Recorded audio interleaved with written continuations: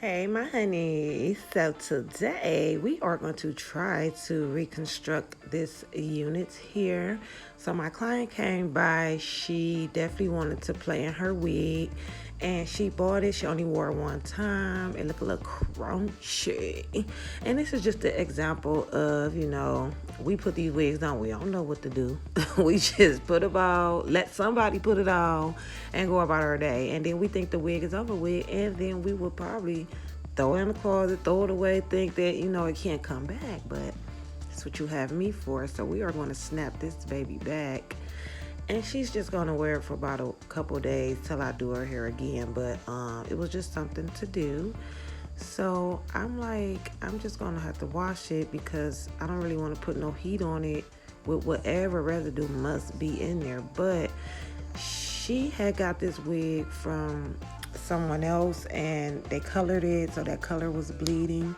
I didn't go in and shampoo the wig at all because she only wore it once, so it really probably was nothing much going on with it.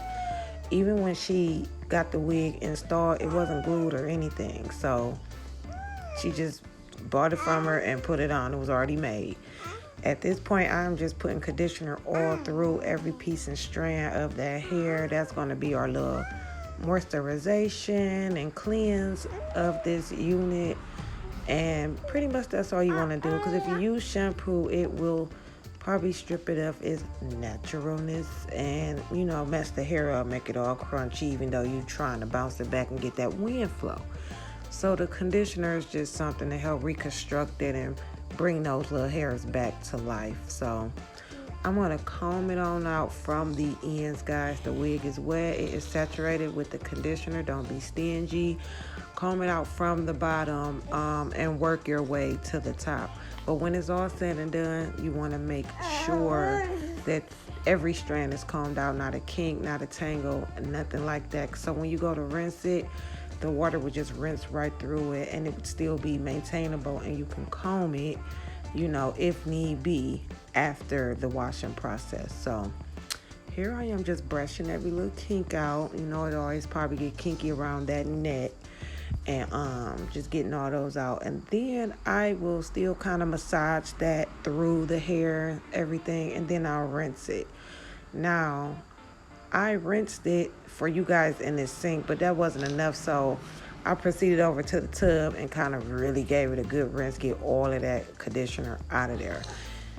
You could let it sit. You can, put it in a bag and let it just sit under a little bit of heat or something, just so it could penetrate and everything. But we didn't have time for that, so we just went straight in and I washed it, got it ready and prepared to just put on her head.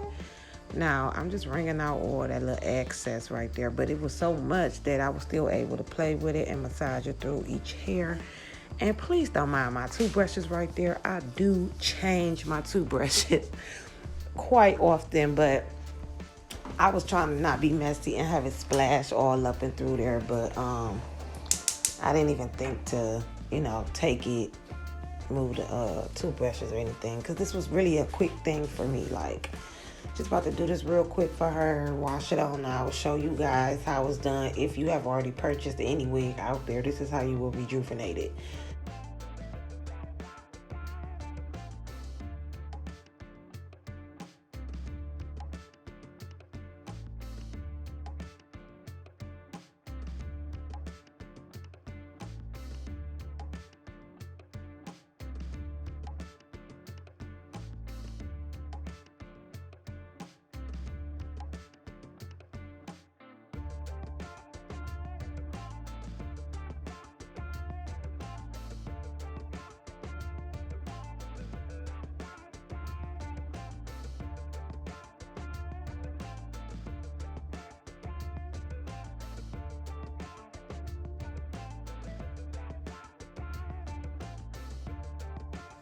Now, what we do know about these bundles and this hair, 100% virgin and all that stuff, is that it is handled better when wet. So anytime you really want to straighten out some curls and do all that, you would just wet it. Just wet it on down and then, do all these steps here to just get it bone straight like that. But that hair is wet, I'm just brushing it out again. I put it on that mannequin head. I'm going to make sure there's not a kink in sight and brush it on through.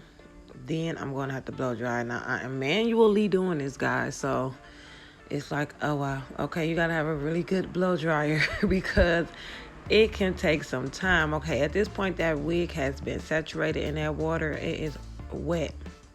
The wefts are wet. They would take longer to dry. And if it's not dry and you go and try to flat iron it, it would just probably, poof back up, or it won't just be right. So you just want to really make sure that it's dry, Now, at this point, I'm going to dry out all the hairs and all that with the wig brush and the blow dryer. If that wig was to be dry and that hair was dry and the wefts may have still been wet, if you wasn't like in a hurry to do this, you could have just let it sit on overnight. Just make sure your hair is blow dried out straight though. Like, you don't want no wet hair or whatever. You want to just blow dry that out straight. And then by the time you straighten it with the flat iron, oh yeah, bone straight, honey, bone straight. So, but it takes longer for the wefts to dry than the actual hair. So I literally was standing there for a while, just making sure it was dry. At some point, I turned that wig inside out, so therefore I can hit that neck part and actually hit the wefts too. And then I just proceeded to put it back on straight and blow dry it a little more and make sure I got all the spots. You want to take your time. I'm really just doing like almost section by section, so I'm just hitting that one side. Consistency is key, so the more air and heat flow going through one section, it will dry quicker.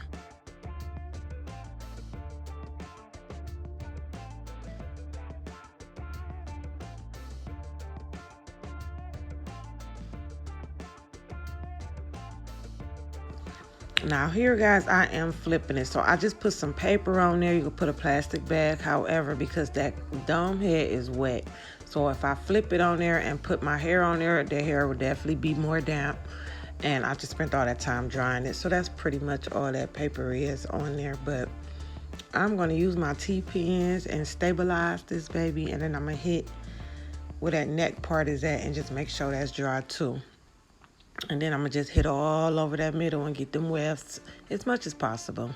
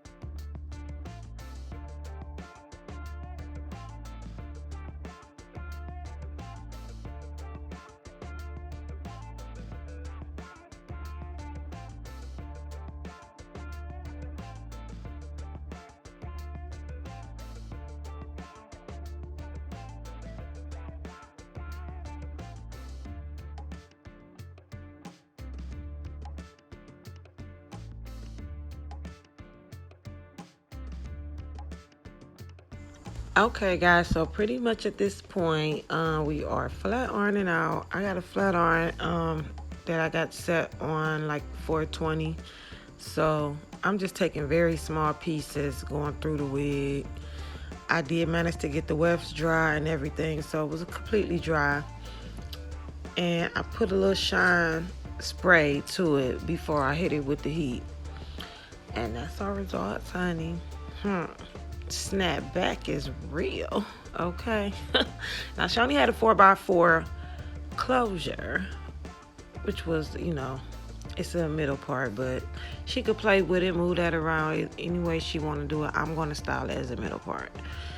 When you get it on that mannequin, that's how you determine what style you're going to have. Try to style it there And there she go. Okay. She just loved it. She never had a lace front or anything going on like that. When she bought that wig, that was the first time, and then they didn't even glue it on or anything. So they just basically sent her by her way or whatever. And it's not even that type of wig that you could just put on and go. You have to maintain some type of way for that, you know, lace to lay and all of that. And they didn't even get her together. But there she go, honey. She is together. Okay, she loves it, loves it. I love it, love it. I love that color. It was coming out and bleeding, but it's still, it was redder, but it's still gorgeous. She just loved it.